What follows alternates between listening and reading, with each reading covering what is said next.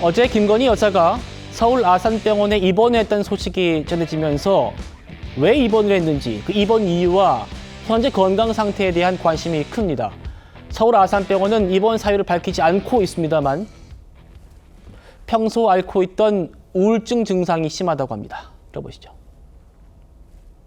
수사에 임박해서 이제 병원 입원하는 거 아니냐, 뭐 이런 또 말씀하시는 분도 있고, 혹시 들으신 게 있습니까? 저도 뉴스를 보고 했는데 네, 예. 얼마나 스트레스를 받겠습니까? 예. 그런 뭐 아픔이 있었겠죠. 예, 저는 뭐 정확한 내막은 잘 모르겠습니다만은 오늘 입원했다는 소식은 예. 제가 뉴스를 통해서 들었습니다. 조선일보 보도에 따르면 김건희 여사는 이미 지난주에 우울증 문제로 아산병원에서 외래 진료를 한 차례 받았답니다. 그때 당시 의사가 입원을 하시는 게 좋겠습니다라고 권유를 했는데 증상이 심하다고 판단하는 거죠.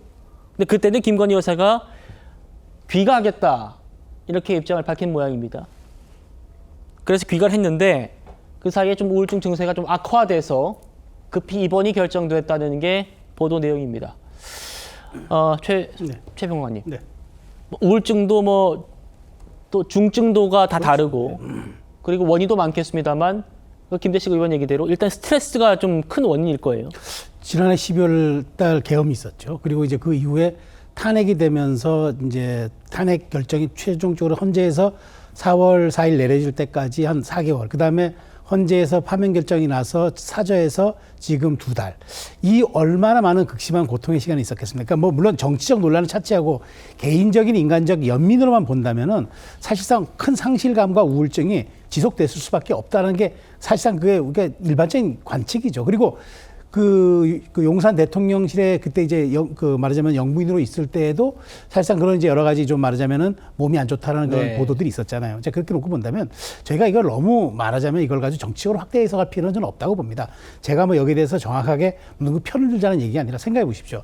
지금 민주당 일각에서 마치 이게 수사를 피하기 위한 지금 입원인 것처럼 그렇게 얘기를 하는데 지금 특검이 아직 사무실도 못 꾸리고 특검보도 못 꾸렸습니다. 그렇죠. 20일 지나서 수사의 얼개를 잡고 본격적으로 기초적인 사실관계 확인해서 김 여사 소환하려면 제가 보기엔 최소 2달에서 석 달입니다. 그러면 제가 보기엔 여름 지나야 가능한데 지금 일주일 입원하고 2주일, 지금 입원해봤자 뭐 일주일 아니면 2주일 아니겠습니까? 뭐 길어야 한 달로 놓고 본다면 아무런 소환가는 일정 자체가 문제가 없어요. 그런데도 불구하고 마치 프레이밍을 이제 김 여사가 피하기 위해서 입원했다는 식으로 이렇게 만드는데 우리가 흔히 얘기하잖아요. 상대를 악마화하기 위해서 프레이밍을 만든다는 게 정치권의 이제 말하자면 일종의 전략 같은 건데 아픈 거, 그러니까 질환을 가지고 저는 이렇게까지 과도하게 할 필요 없다. 오히려 그냥 빨리 쾌유해서 사죄에 복귀해서 그다음에 정상적으로 수사 받으라면 될 일을 마치 병원에서 칭병을 해서 없는 병을 만들어서 병원에 입원했다는 뜻에 이렇게 프레이밍을 만들어서 공격하는 거는 저는 이제는 뭐 대통령직을 다 떠난 이제는 전직 영부인인데 무슨 뭐 권력과 무슨 뭐 방어에 대한 본인들의 그 뭐 힘이 있겠습니까? 그러니까 저는 이걸 너무 정치적으로 몰고 가면 안 된다는 생각입니다. 예, 김대수 대표님, 최수영 평론가 말씀처럼 작년 말부터요. 체중이 한 40kg도 안 될 정도로 건강이 악화되었다는 보도들도 나왔었고 이런 건강 상태와 우울증까지 겹치면은 입원 기간이 꽤 길어질 수 있다라는 관측들도 있더군요. 어떻게 바라보고 계십니까? 일단 그 우울증 같은 경우에는 상당히 심한 경우에는 모든 그 생활이 무력해지면서 네. 예, 뭐 체중이 아주 빠지는 분도 있고 또 그게 반대로 뭐 폭식이 일어나는 경우도 있는데 뭐 김 여사 같은 경우에는 이제 아마 거식증에 가까운 정도의 어떤 이런 현상이 있기 때문에 아마 체중도 빠진 것 같습니다. 이럴 경우에는 중증으로 봐야 될 것 같고 뭐 저는 개인적으로 가족 중에 이제 우울증이 있는 경우를 경험해봐서 아는데 예. 굉장히 이제 치료도 어렵고 그렇죠. 현실적으로 적극적으로 입원을 하는 그 경우에는 우울증의 어떤 치료에 그래도 가능성이 있는 행태라서 뭐 약간 긍정적으로 볼 수도 있다. 상황에 따라서는 그렇게 보고요. 이런 약물 치료와 동시에 또 마음이라고 하는 뭐 마음 상태를 보면 마음을 좀 다스리는 이런 명상이라든지 이런 걸 통해서 김 여사가 회복돼서 특검의 수사는 받는 것, 뭐 그런 과정으로 갔으면 좋겠다 이런 생각이 듭니다. 알겠습니다. 민주당에서는 김건희 여사가 특검 수사를 피하기 위해서 입원한 게 아니냐라는 의구심을 거두지 않고 있습니다. 들어보시죠. 김건희 씨가 건강 상태가 제가 보기에는 나쁘진 않는데 병원 측에서도 나쁘지 않다라고 지금 발표는 하고 있거든요. 구속을 면하기 위해서 병원에 간 게 아닌가라는 생각을 합니다만 어찌되건 만약 아프시면 빠르게 쾌유하시길 바랍니다.